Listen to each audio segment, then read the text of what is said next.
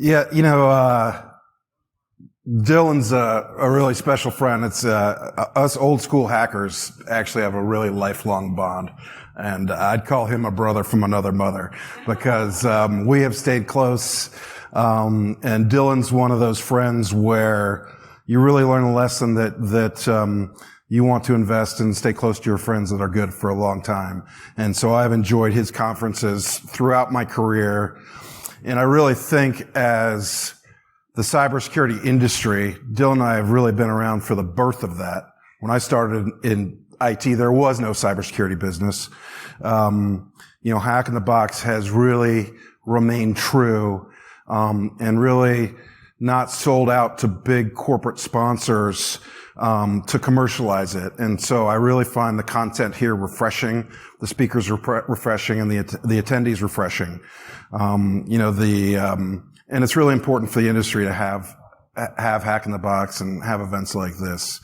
My background, I am an old school 80s hacker, predate Pound Hack, QSD, and was very fortunate in my life to develop a hobby that I could actually build a career out of, and not only a career, actually build companies. I haven't had a regular job since, I guess, we sold ISS to IBM in 2006. It's just when you can find something you're passionate about, you're going to be good at it. And this industry and this career does allow you to be creative.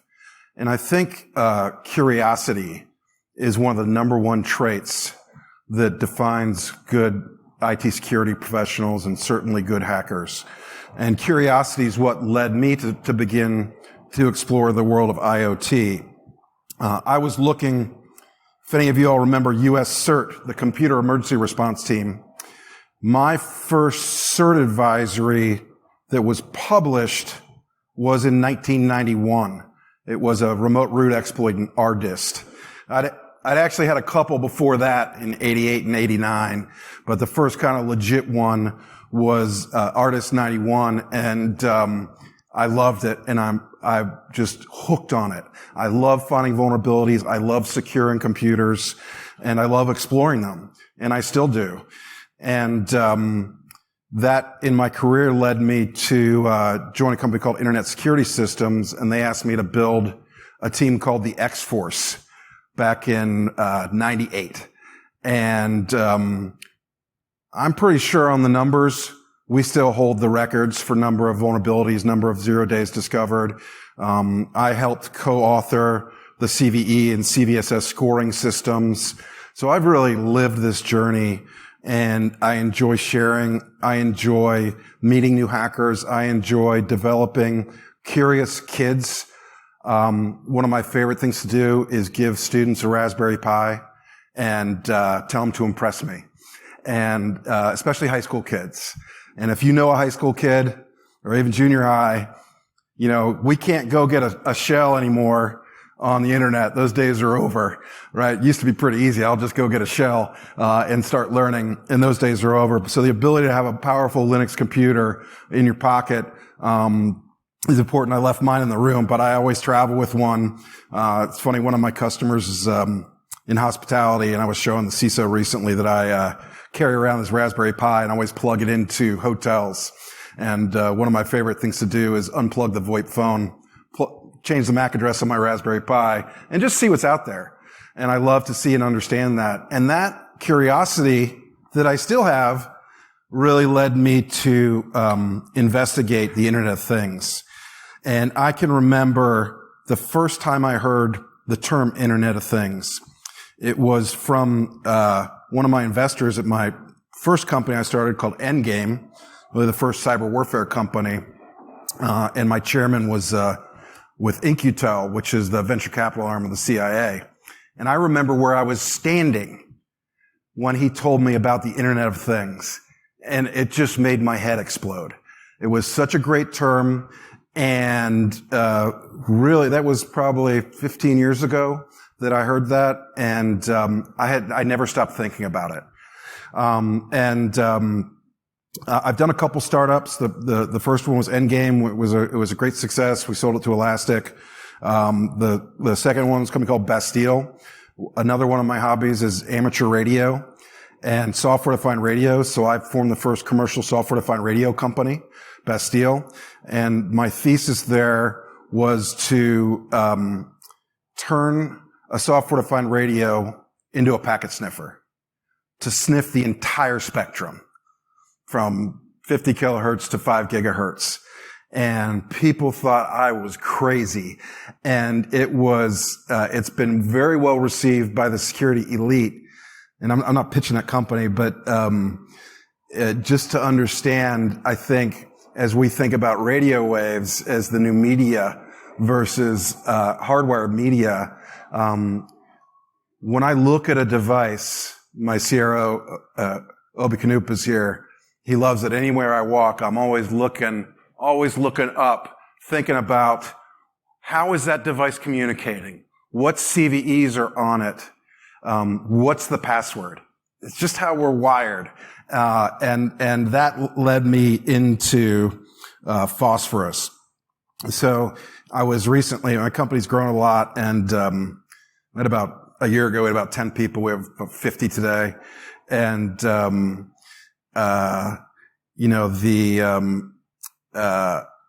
it was early. I've been doing this about 5 years, almost 6. And in early days, I can remember people saying, we don't have any IoT. There's no IoT here. And it actually reminded me in the 90s, my co-founder and I, funny story, I was looking for a screenshot of this, but when the movie Hackers was released in 1995, and they put their webpage up the same day that movie Hackers was hacked. And they took down a picture of the actors, and they put up a picture of me and my co-founder from the Hackers on Planet Earth conference on the webpage. And I was working for a big bank, and it caused me problems. And because it wasn't quite as socially acceptable as it is today. And so we had them put little bars over our eyes. But it's still out there, and you can vaguely recognize me. So anyway, December 20th, I looked in the NIC, to see when I had the idea for this company. And it was December 20th, 2016 at about 5 p.m. And the origin was I was reading it was a white paper from the University of Wisconsin. And the white paper was a study of a botnet, and it was mostly affecting Netgear routers, embedded routers. And they studied it for a long time, I think almost 10 years. And what they were able to figure out, and it was literally a drop the mic moment, was that the hypothetical half-life decay of the vulnerability, or in less syllables, the half-life of patching of embedded devices was 7 years. I immediately stopped reading and started working on a company that day, because I knew with the proliferation of these devices, if the patch cycle on them was over 7 years to remediate a single vulnerability, that this would be a huge exposure point. But it would also be a serious technical challenge. Actually, my biggest technical challenge in my life. And the big challenge is the entire industry that we work with builds software for computers with keyboards. It builds software for general purpose computers. And if you think about it, it's kind of easier to write software on a computer with a keyboard than it is one that doesn't have a keyboard. And so the computers without keyboards were the ones I was interested in. And I experimented with different technologies in different markets. Initially, I thought, well, we built a consumer product was the first thing I did. We built it for iPhone and Android. So, everyone's going to want to patch, this is 5 years ago, everyone's going to want to buy this in the App Store and patch their home routers. Well, it worked. It was really cool, but no one wants to pay for that. I still want to do that, and I still will do that. But my co-founder said, hey, I think enterprises would like to solve this problem. And I was a little unsure, actually.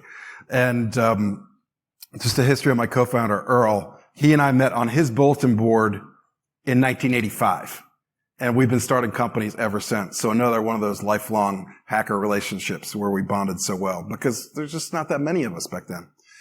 And so we got all these devices out there that are not getting patched. And the reason for that is somewhat logical, because there's no simple way to apply patches. Well, the patches were really just the tip of the iceberg, right? There's so much more opportunity to both exploit and remediate these devices that it's been a really amazing journey. Really almost as fun as the X-Force. Difference being, when you're finding vulnerabilities and writing signatures for IDSs, you really don't own the problem, right? You work with the vendor to put the patch out, but you're not solving a problem. And I love vulnerability research. I love it. I would do it all day long if I could. Maybe someday I will. But the market is somewhat noisy with new vulnerabilities. And I'm not dissing vulnerability research. I'm talking about corporations doing vulnerability research as a primary topic. And we'll do research. Everyone will do research. But what I really realized was there's so many vulnerabilities out there. Chris didn't need to really add more to the pile, right? I really wanted to solve a harder problem, which was fixing them. And these devices are frankly so fragile. Vulnerability research is pretty easy. Like, I said, there were some vulnerabilities recently discovered in the APC UPS systems. So everybody knows what an APC UPS is, right? It's a battery backup system. Everyone has them. And this became really clear to me. So this was a couple months ago. There was a lot of hype. It was a remote exploit, maybe a DOS. I think there was an exploit too, on these battery back UPS systems. And press releases, WebExes, the world's going to end. Everyone's going to hack the UPSs.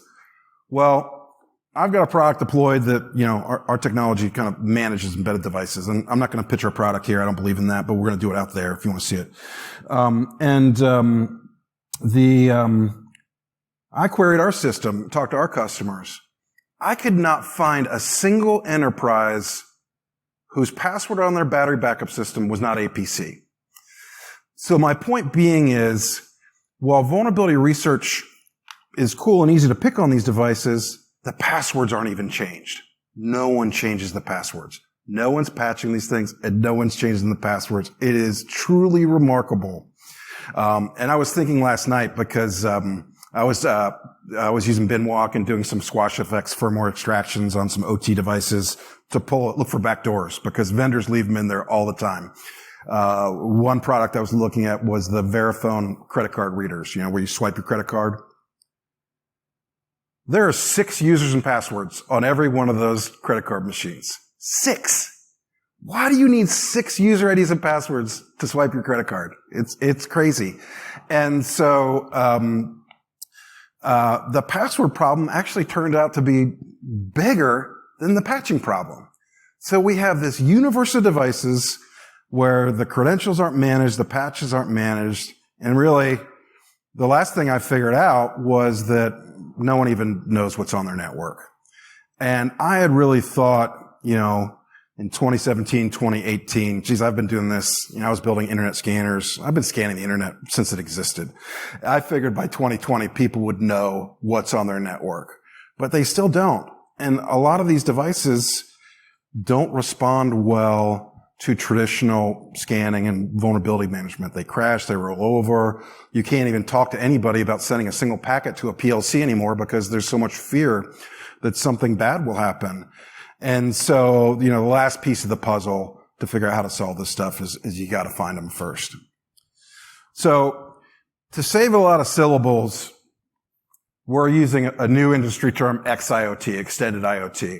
So when I say XIoT to you guys, I'm talking about any embedded device, anything that can't run an agent, anything that's not running Windows or a server, any computer without a keyboard. And this encompasses OT, ICS, SCADA, you name it. If it's got an IP address on an embedded device, it's probably got security vulnerabilities. It's almost certainly unmanaged. And I really think we're just at the tip of the iceberg here. And the numbers of the market of devices in the market are totally mind-blowing when you start counting them. So just to give you some kind of comps on how we look at the world of IoT, and I'm going to show you what we found, but everyone's familiar with the cloud security market. And I woke up, we just raised a $38 million Series A, which is kind of on the upper high end, in February. And once that was complete, I really kind of wanted to get some perspective, right? Because as a founder, you're just like, your nose is on the floor. Like you don't have, it's really hard to have vision when you're trying to build and sell and raise capital. And I woke up, I can remember the morning I woke up, because I get up early. I woke up, 5 a.m. and I just had this question in my head. How many servers are in the cloud? And then I realized, like, I didn't even know who to ask that without sounding kind of silly. And even my co-founder, my buddy, I was like, man, if I ask him, he's going to think there's something wrong with me. So I said, man, well, how am I going to count the servers in the cloud? I can't do it the way I would have done it in the 80s. So let's look at the cloud leaders. So Amazon has about 60% of the cloud market, and they have 6 million servers. The point of this is that 10 million servers is really not a big number. But we talk about cloud so much. It's important to us, our data is there, but the numbers are small. I just don't see it as big of a problem as some of these other markets. Yesterday, I was flying here from Dubai, and I had this idea, because I'm trying to find relatability into these numbers. And so I looked at the populations of animals, right? How many animals? What animal are there 10 million of? Just 10 million. Turns out they estimate there are 10 million mules in the world, which is somewhat of a good metaphor because the cloud is a workhorse. So endpoint security. There are about 8 billion souls on this planet, with about 0.57 computers per person. So 5 billion desktops in the world. That number, when we talk about IoT, is still small. And what's interesting about computers with keyboards, and I fundamentally believe that your grandchildren will not use computers with keyboards. When I type on a keyboard, I'm typing it, measuring it in bits per second, and our internet connections are measured in gigabits per second. This is a big disconnect. There's some big brains working on solving that problem. But fundamentally, we've got a desktop environment in the world, and the number of desktops is actually starting to decline.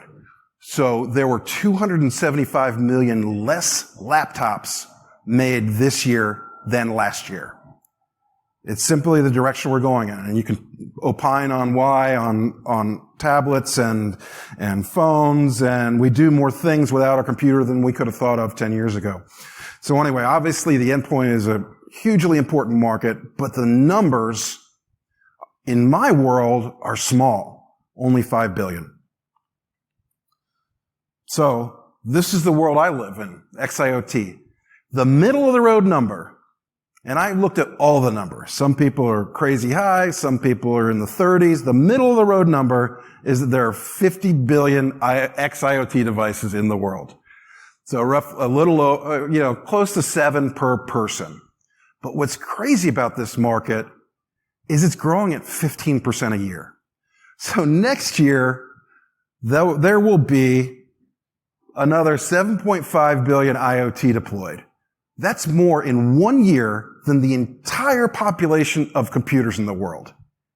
And next year, it will grow after that. I can see a road in 20 years to 1 trillion computers in the world, sensors operating in all kinds of industries that we haven't even thought of. If you think of where we were 20 years ago, where we will be in 20 years. Yet, no one is seriously thinking about security. Nobody is. And part of that reason is it's hard to get your head around how do you secure a computer that you can't run software on? Because we've been using this model for 20 years. So this is what I've found, and remarkably, the numbers are exactly in line with that paper I read on December 20th, 2016. They're almost perfect. We just did a POV last week, and they were on the money. It was crazy. And it's rare in your life that you could actually guess that right. But in this case, I did. So the numbers are really staggering as to what we see. When we're out there looking at networks in large enterprises, I don't talk to any no one with less than 10,000 employees. The numbers are remarkable.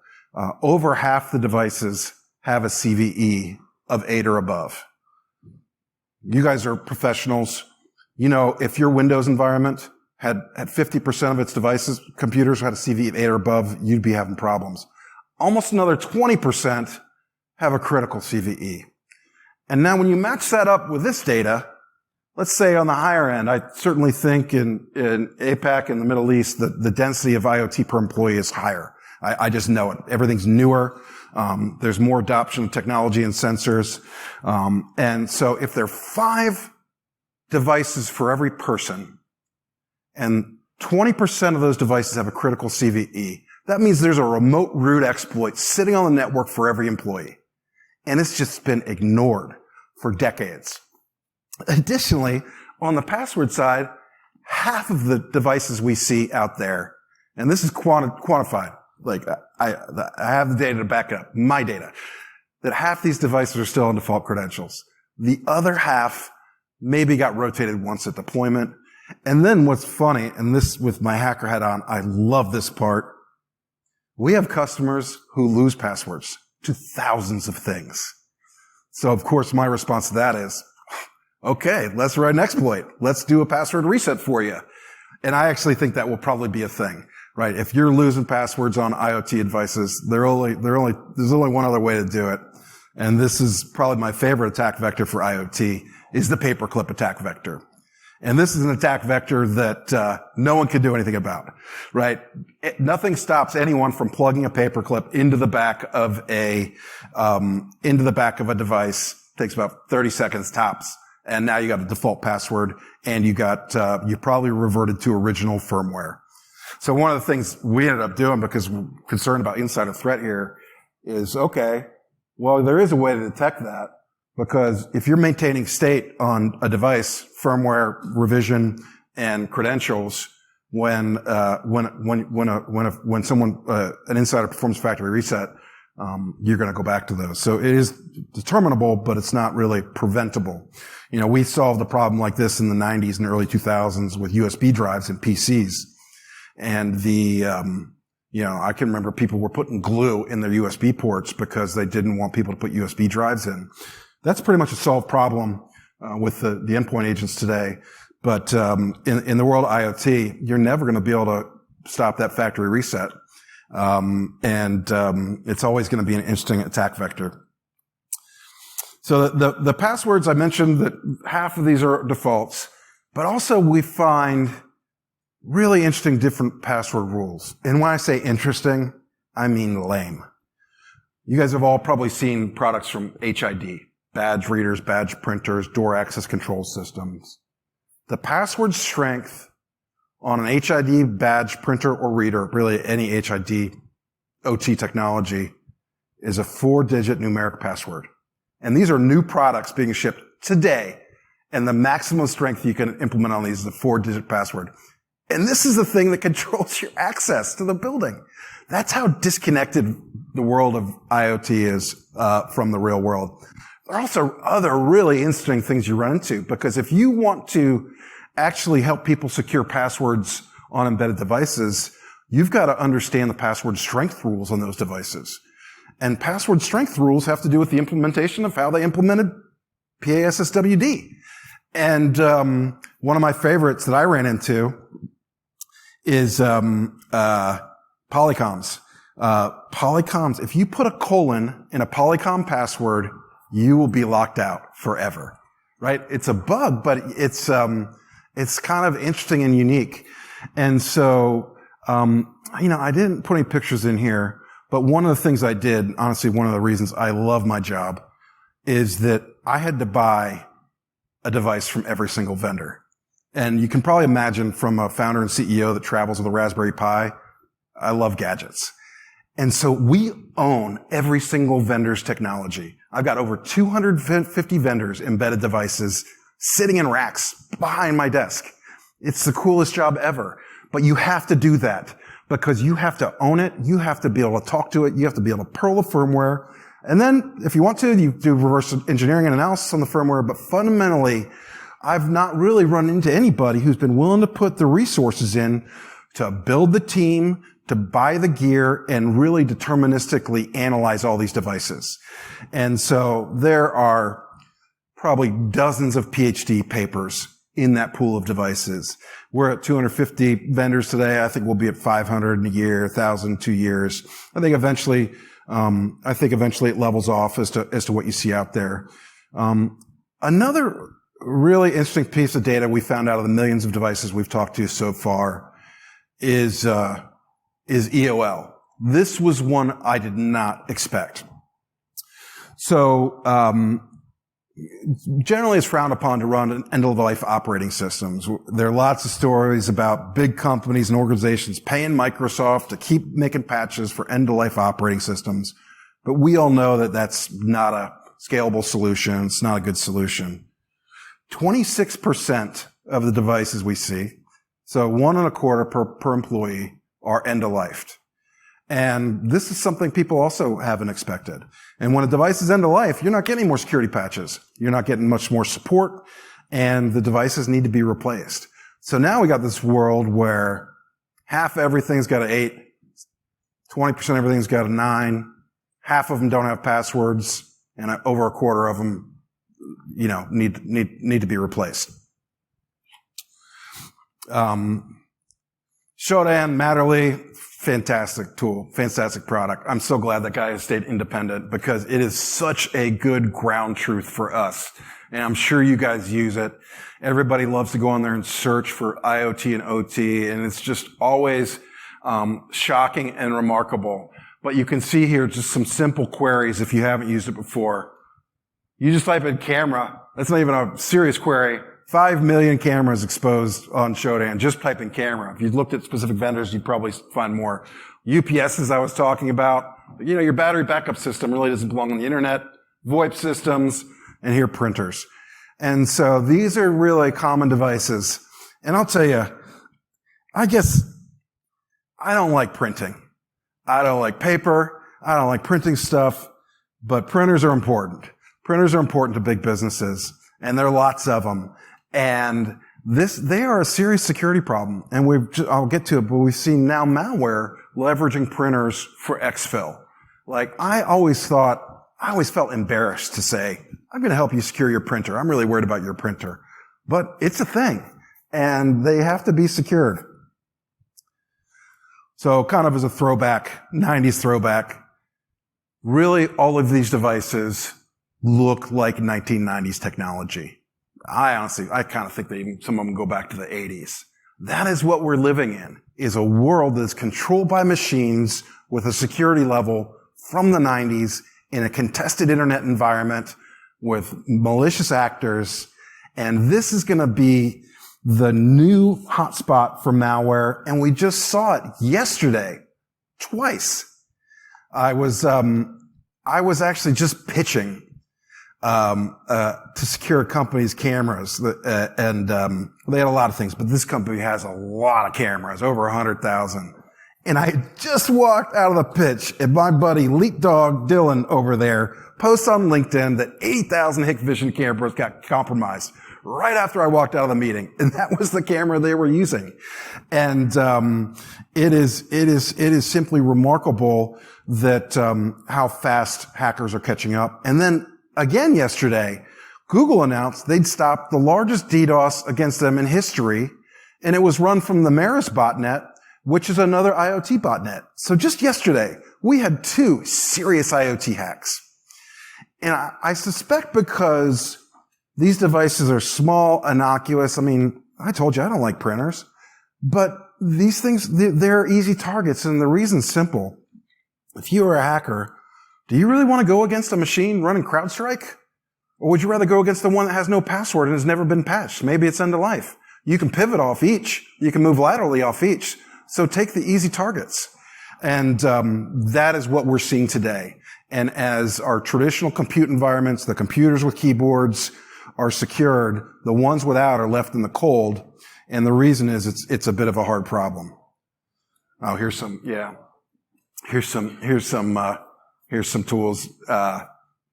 One of my favorites. I still miss SunOS, honestly. So, this is a US thing, but I think it's relevant in that, many of these devices, especially Chinese devices, are coming out of the factory malicious. It was interesting. So I was double clicking on the Hikvision stuff because of this Hikvision botnet, Hikvision malware, Hikvision exploits, Hikvision defaults. And, there's a single packet Hikvision credential bypass. Some people would call that a vulnerability. To me, who's been doing this my whole life, it smells more like a backdoor. It smells much more like a backdoor.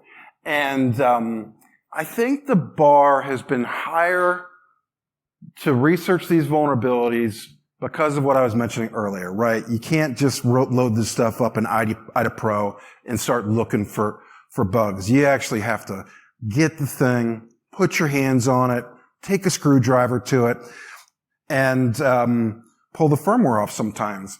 And that's just a little more work. But people are finding it's very fruitful. And many of these other devices are coming malicious. One of my favorite examples when I started the company Kvm that makes cameras. They make enterprise and consumer cameras. And this one happened to be, I'm always looking for stuff. I'm always buying stuff. Obi just cracks up. Whenever I see something that looks interesting, I take a picture of it and I send it to our product management. I tell them to go buy one. Elevator controllers, alarm panels, cameras, you name it. If I see it and it looks interesting, I think it's important, we're gonna hack on it. Bring it on. Bring it on. I got my lawyer's number memorized. Anyway, the Wyze camera, the Amazon Choice Wyze kind of consumer grade camera, had these interesting features and they were just malicious out of the factory. When it came from the factory, you set it up and it's got audio and video, obviously for camera. When you click the mute button on the web interface, that's when the audio stream started back to China. So it started recording and streaming straight back to China. Additionally, it did port scans on your entire network. This little camera was and somehow it made it to Amazon's #1 camera. So all these people are buying this inexpensive little camera and backdooring their networks. This is kind of the world we're living in. So there's great opportunity, great research, and I would love to talk to you guys about it afterwards. So this one, Fronton, I'd put this in the high drama category. So Fronton, this was about 2 years ago. Fronton is the FSB's global IoT exploit platform. This product, and it's written in React Native. It looks like Facebook. It is easy to use. It is powerful. It is slick. It is designed to hack into every IoT device on the planet. Now, what's funny about it is somebody hacked the FSB and put it on BitTorrent. So now the Russian FSB's global IoT hacking tool is available to download on BitTorrent. This is the world we live in. And I don't mean to beat up on the Russian hackers too much, but we do see a lot of malware coming out of there. We do see a lot of linkages to GRU out of the malware. And we do see them being sophisticated, probably the most sophisticated nation state, in compromising embedded devices. Obviously they've got the Fronton tool to do that. They probably invested tens of millions into that to do it.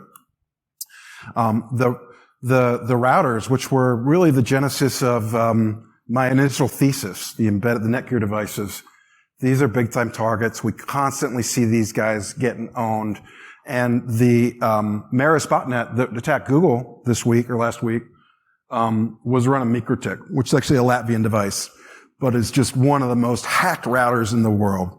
If you're running a MikroTik, and I've been finding vulnerabilities in MikroTiks for over a decade, you just need to replace it. There's just no hope at all for those devices. The network devices as well, including Cisco's and others, are being targeted. Again, remote login. I love seeing that. Anybody here remember our login? Our login, right? That was the way, man. That was the easy way to get in. .rhost. Well, it hasn't really improved too much when it comes to network infrastructure. And a lot of these devices, when they get deployed, it's simply, they're not being set up and devices aren't being changed. Mirai is kind of the steak and potatoes for IoT malware today. And the Mirai botnet came out, I guess, about 4 years ago. It was pretty relevant to me, right? Because I'm out there trying to convince people they need to solve an IoT security problem. They're telling me they don't have any IoT, and then Mirai comes out, and Mirai was actually the attack vectors initially weren't too sophisticated, right? Not a lot of big payloads, but it was pretty easy, right? It was default credentials and logins into these devices and a pivot.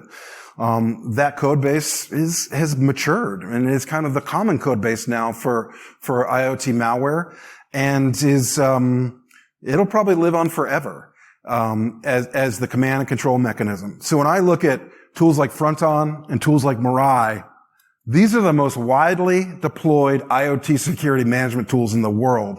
They just happen to be malicious. So if you're not managing your IoT, someone else might be. My buddy Kevin Mandia, he just sold to Google. They just did a takedown with RSOX. RSOX was another Russian IoT botnet, and Mandia and law enforcement, worked on taking that one down. Now, Quiet Exit is probably, I really think Quiet Exit's probably the most sophisticated embedded device malware we've seen so far. So until now, or until this slide, IoT malware was really designed for exploitation and pivot. Quiet Exit's really the first APT for embedded devices. And it's an APT that affects NASs, it's an APT that affects cameras, it's an APT that affects printers. And what's really slick about it is, as an APT, it's doing data exfil through IoT. So we got lots of people looking at every single thing you send out of a computer, but not many people are looking what's coming out of the printer, right? People are kind of blind to that. And I've noticed that the entire industry has been educated that this problem can't be solved, and that the answer is just put them all on a VLAN. Put them behind a firewall and just forget about it. It'd be like locking 1,000 cats in your basement and just hoping it all works out. And it's because there's no other solution. And the VLAN solution is honestly a pretty technically easy one. Oh, look at the MAC address, throw it on a VLAN. Well, the MAC addresses in this world too are all flexible. Remember I talked about my Raspberry Pi that likes to be a Cisco phone? All these devices too can flip their MAC address to become something else. And I think Quiet Exit, this is pretty recent, I think it came out this year, that we'll start to see more sophisticated malware with this. One of the things I like to talk about, I get really excited about, are serial ports. And it was interesting, I was, of course, when I travel, if I travel a lot, or, I'll want to hijack the TV and plug my Roku or something into it so I can stream something when I'm going to sleep. And it's interesting, my wife when I was crawled up on the table behind the TV to unplug the serial connection of the infrared port, my wife said, why do you have to do that? And I was explaining to her that in a smart TV, the serial port is like the brain stem. And if you think about computers historically and IoT today, most of them have some kind of an RS-232 serial interface. That is the lowest common denominator of communications to an embedded device, is serial communications. And it's old guys who had to set up modems, had to fabricate cables, and my co-founder, Earl, was employee number 8 at UNet, which was the first big ISP. He actually fabricated the cable to connect AOL to the internet. He made it himself. So serial communications, and honestly for us Gen Xers, they're a bit of a superpower, because a lot of people, younger people, have never had to make a serial cable. There's been no need to. So the serial cable is the brainstem. The serial cable allows you to really bypass everything on boot. But what's also interesting about the serial cables, serial communications, is you can measure the brains of a device based on what the cable is. So a DB9, you don't see many DB25s. A DB9, the little D-shaped connector, has a bandwidth of about 115 kilobits per second, right? Fast forward to USB-C, which is also a serial cable, which has gigabits of communication. When I look at a device, I look at the serial port. And the reason I look at the serial port, I can look at the serial port and I can size up the brains of that device. Because the serial port defines how much firmware you can get on that device. With a low-speed serial connector, you can be assured that the firmware or operating system on that device is measured probably less than 10 megabytes. And as we move up to USB-A, micro USB, mini USB, USB-C, the bandwidths increased. And as the bandwidths increased, the brain, the CPU on that system on the chip also had to increase to keep up with the speeds of that port. And with that came more software, and with more software comes more vulnerabilities across the board. Mikko Hyppönen just put a book out, and I love his tagline. I'm going to plagiarize it all day long. If it's smart, it's vulnerable. Really, it's probably going to be the top subject for my next talk. But the smarter something is, the more vulnerable it is across the board. So as these devices get more and more sophisticated, when you see a device with a gigabyte of firmware, I'm a car guy, and I just got a new radar detector. And I upgraded the firmware on my radar detector. My radar detector connects to Wi-Fi. It's so cool. The firmware on my radar detector is a gig. A gig! That's more than every Windows operating system put together. And it's running on a tiny little box. Now, all that software is on there because it's easier to write software when you have those tools. But no one is going behind and patching all those shared libraries they had. So PLCs. So the PLCs, these guys are all running serial ports, old serial ports. And there's a reason for it. When these devices are purchased, they have a 40-year lifespan. So think about that. In the world of OT, every computer, and I see these as all as computers. They just look different than computers. Every computer is running some type of firmware, and it's designed for run for 40 years. Imagine if you were expected to use your iPhone for 4 years, or your laptop for 40 years. Really, what's under the hood is pretty much the same. But this industry is set up so differently than everything else in IT. They use proprietary protocols. Their response to guys like us to find a vulnerability is to have their lawyers send you a letter, right? These guys are hard to deal with. They don't like vulnerabilities being found. And, I think there's a lot of room for innovation here, but a lot of challenges because these devices, these are, 20, 30-year-old computers that run the most important things in our world. And people have really tried to isolate them. And so when I look at security of embedded devices that are hidden behind firewalls and hidden on VLANs, but they don't change the passwords and they don't patch the firmware, you just know that entropy is going to occur and those devices will become exposed.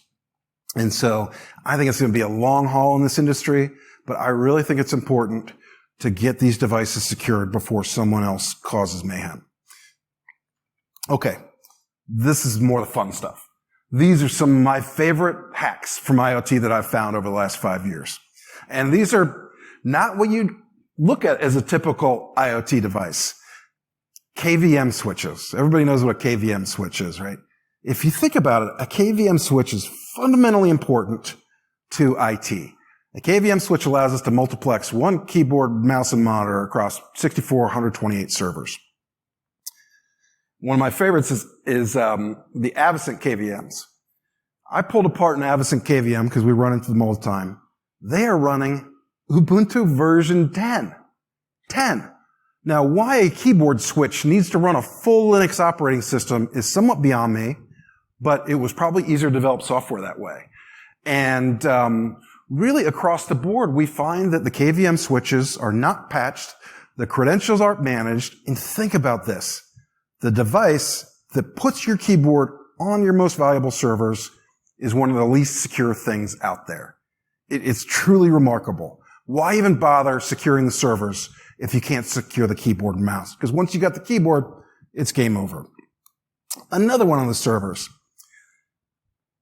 And this is one of my favorite default password pairs, the HP ILO.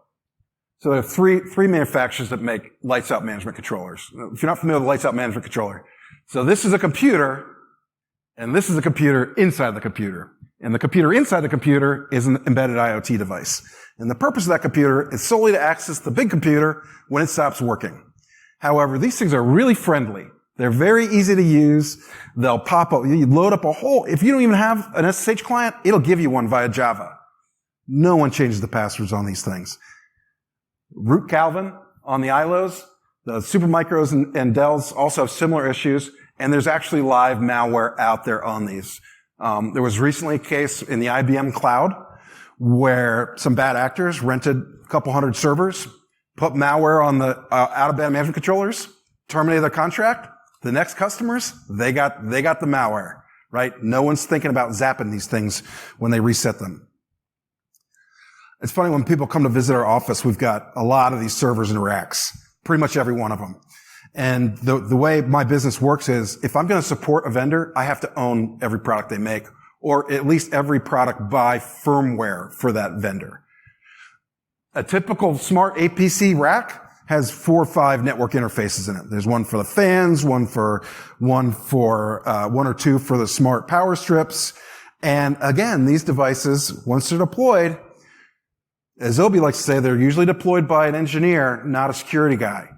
They're just there to get it working. And I fundamentally believe in this world of IoT, that's the underlying problem.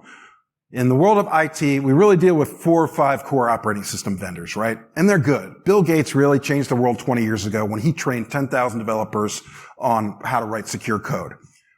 He had an existential crisis. If in 2003, if Microsoft kept getting hacked, they were going to get replaced. So he solved the problem. He really set the standard for the industry. Microsoft went from being a joke to serious insecurity. But we have thousands of vendors. There's simply no way that prioritization and investment in resource is going to happen. And so I believe, because I watched the iterations of firmware come out, that the vendors are really just trying to get the thing to work. They're trying to get the thing to work. They're trying to get it out on time before Christmas if it's consumer, get it out on time for the next buying cycle. Think about this. If you're the product manager for let's say a doorbell company, do you really want to go do a code audit for 3 months, or do you want to get that product out so it's out on Amazon? The pressure's on, the competitive pressure's on, and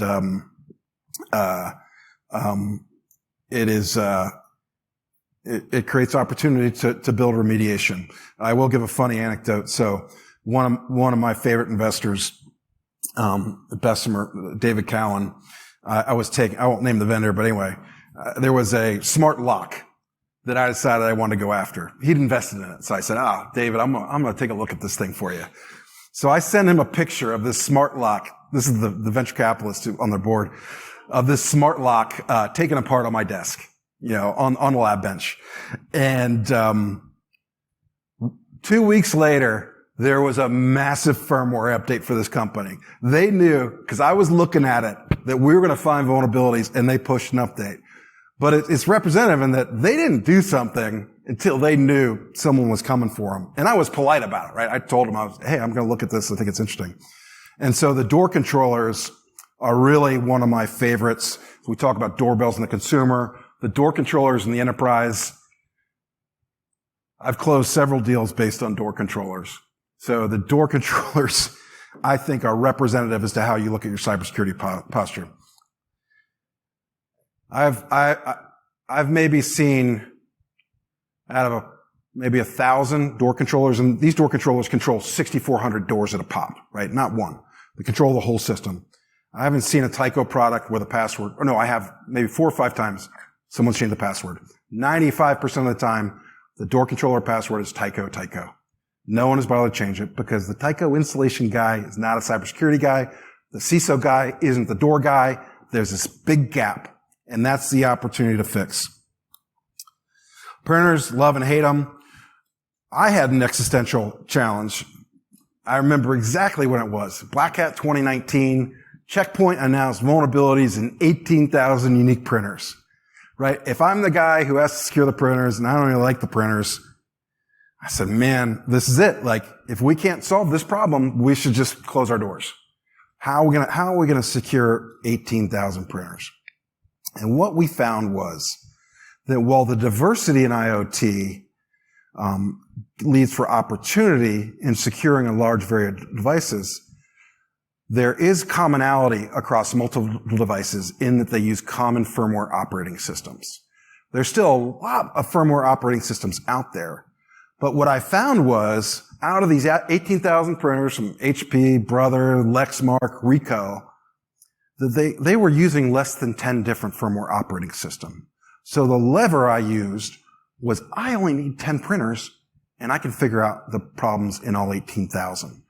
And that was a big aha moment for us, to be able to say, the diversity of IoT does not prevent us from securing it. It's challenging, but the lever is the commonality in the firmware operating systems.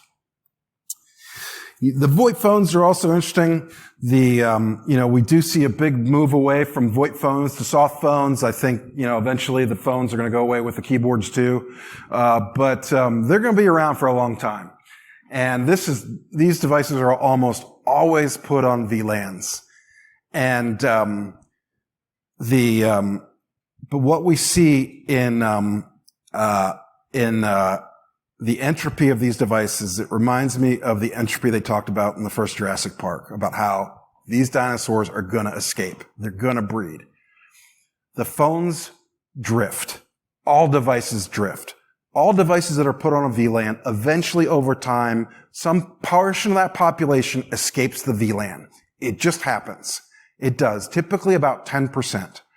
And a lot of these devices, right, they put them on a VLAN, not going to worry about patching them, not going to worry about passwords. And, this is a great example. So we had a customer who had 31,000 phones, 28,000 were on a VLAN, 3,000 were not, so we found 3,000 more than they wanted. They only had 700 critical CVEs, right? Generally, when I talk to people, they don't want one critical CVE, let alone 700. This was another one that, actually, I think this one's pretty cool. In financial services, trade synchronization is a serious business. And we've been finding atomic clocks on enterprise networks that are used to synchronize all the trades, billions of dollars of exposure, all tied to a single IoT device that's a clock. No one thought about the clock. No one thought about the clock. Do you secure the clock? How important is the clock? I actually haven't torn one of these down yet. Now that I'm looking at it right now, I think I should. All the devices I've showed you probably are not what you expected to see for IoT.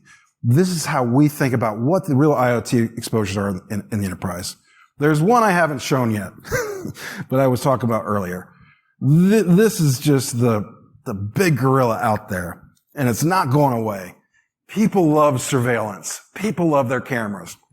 We were in Dubai, and I decided at the last minute to switch my hotel to stay at the Burj, just because I wanted to. I just wanted the experience. So I'm walking around down there, and this is a #1 terrorist target in Dubai, the Burj.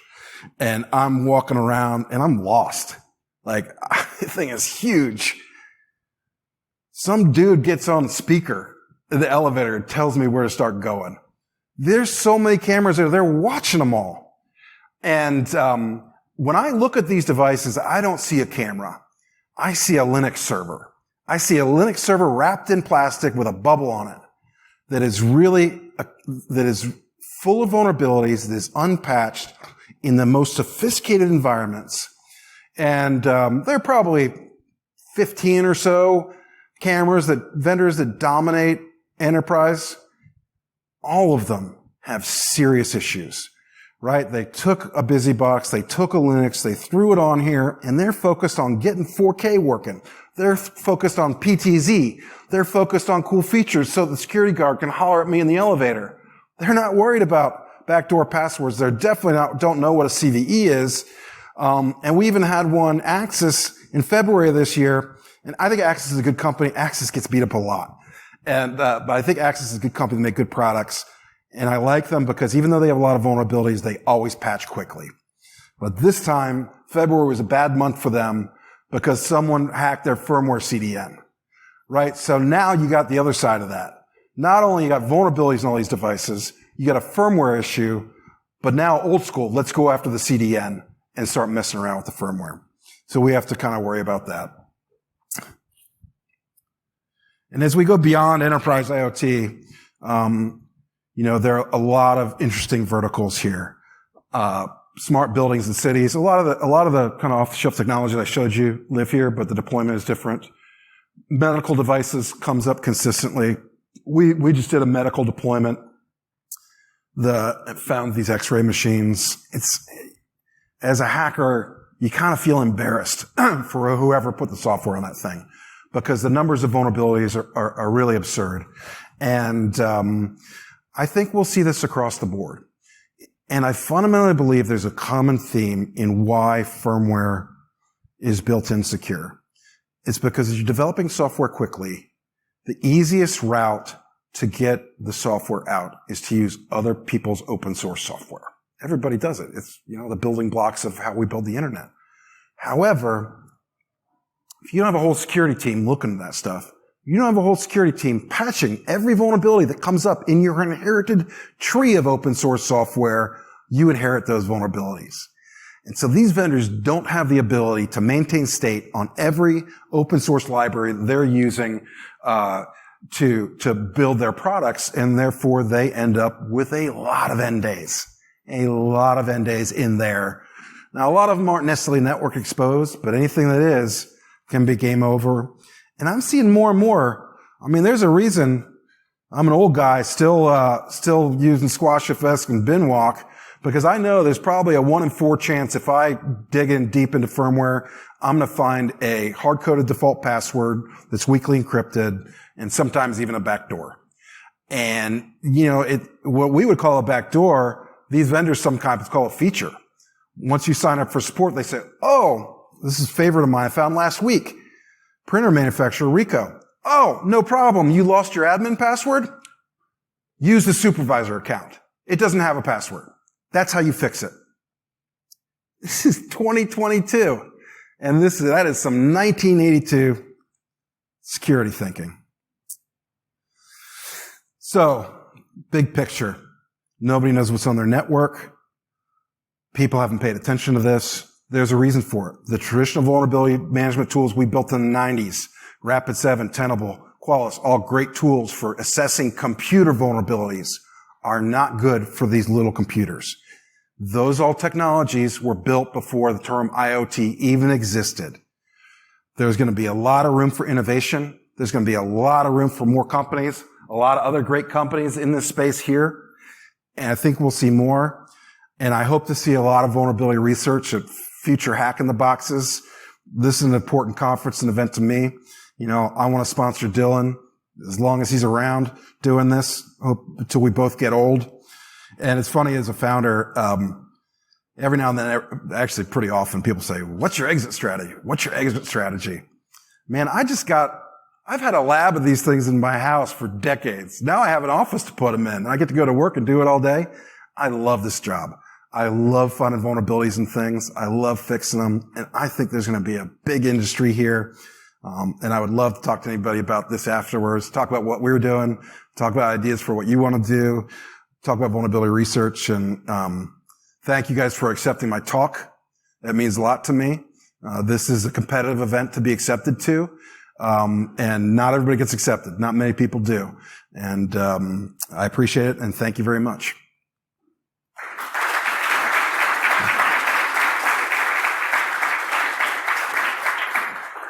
Thank you, Chris. I think I speak for everyone when we ask, how do we get into your office to test all of this different equipment you have?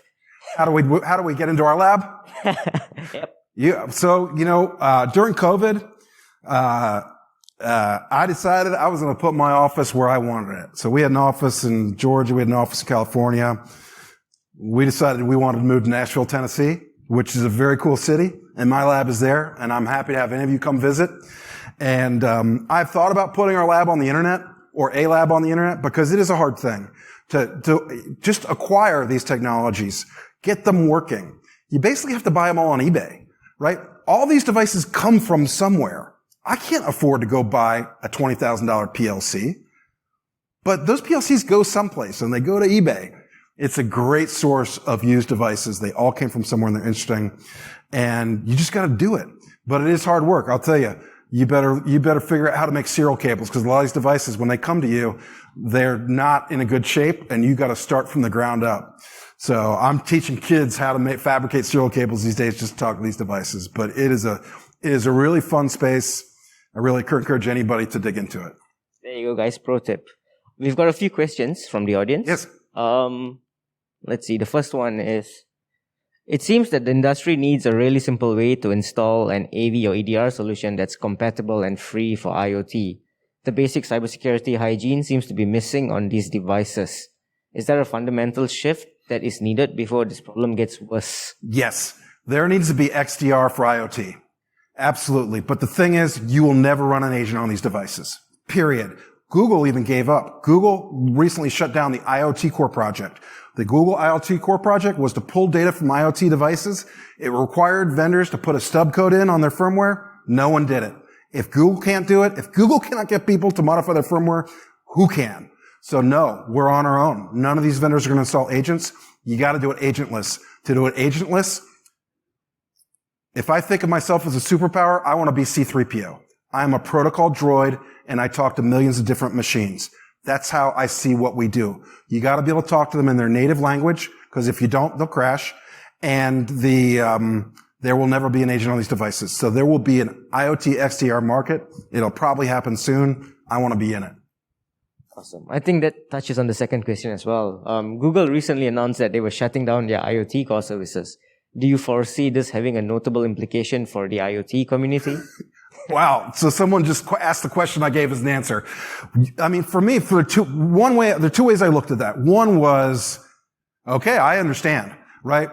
No one's going to take a third-party firmware, right? How many companies OEM their security software to Microsoft or Dell? Nobody really does. They do their own thing. There is not going to be a market to license third-party software to firmware. It's just not going to happen. And Google failed at it. And so one way it concerns me a little bit, because I think investors might say, well, Google couldn't solve this problem. Nobody can. But we're obsessed with solving this problem. But the thing is, you got to talk to them. So it's got to be agentless. Google failed with an agent. It's got to be agentless.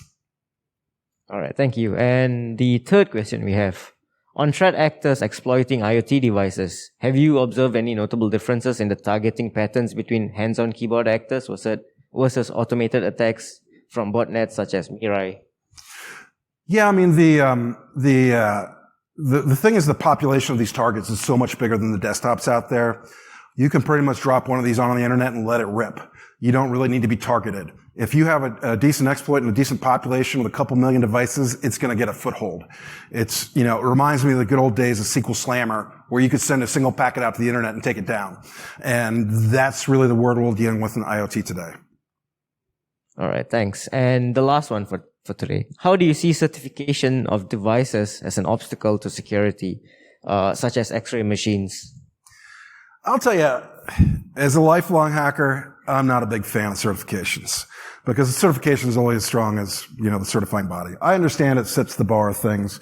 I was just telling Obi this morning, we just are working in healthcare with a customer, and we found their X-ray machines. Their X-ray machine had 33 critical CVEs.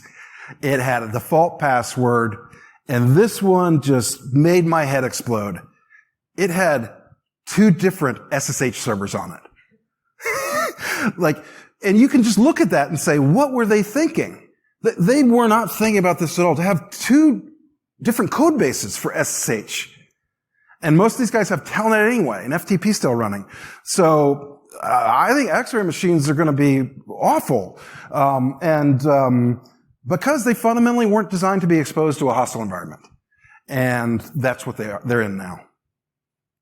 All right, thank you. Sorry, I asked that question. Okay. I think what I was really going for was an X-ray machine needs to be certified from a health perspective that that is not going to deliver an excessive dose Yes. of radiation. And in order to change, to install new software on it, you actually need to go through that certification process again. And that's the aspect that I was trying to get at. So okay, I thank you for clarifying. So we do run into this. We run into this OT as well. We roll into some medical. I'm personally, actually, my company, we're taking healthcare slow because there are a lot of life safety issues, and that market's really not ready for automated firmware management, in my opinion. But just as you said, the firmware's got to be validated to make sure that the radiation dose is not high. What if a hacker modifies the firmware to increase the radiation dose? I hadn't even thought about that. The FDA has done some work here in the States to require the reasonable management of firmware on those devices, but there aren't really any teeth to it. I think you bring up a great problem, and we see the same thing in the OT market, which is, hey, we have all of a sudden these are just computers, and they're vulnerable, and they don't have passwords on them, but they're controlling health, life, and safety issues. How do we even get our heads around that? So the certification of firmware on those devices by the vendors and a qualifying body, I think, is very important. I think those certifications, so someone who is looking for a lethal dose of radiation might not be looking for a private SSH key that's somewhere buried on the firmware. Are you satisfied with that? Perfect. I think a question just came in the last 2 seconds. Any chance you're aware of Singapore's CLS cyber labeling scheme for IoT devices? Do you think it makes any appreciable differences to the IoT industry? I'm not. It's hard to even talk about this stuff without a classification. I'm talking about when I describe an IoT device, I'm basically describing what the thing actually looks like. And I think classification and taxonomy for IoT is going to be very important, and I would love to talk about it. Is the person who asked the question here by any chance? Who wants to clarify it? Okay. I would love to get briefed on it offline at our booth, so thank you very much. All right, thanks. Before we end, the person who asked the first question, do you want to identify yourself for a free gift? It's a really slanky HITB passport holder. Nope. All right, I'll give you one shortly. Thanks again, Chris. Thanks for the talk. Coming up, we have the coffee break till about 10:30.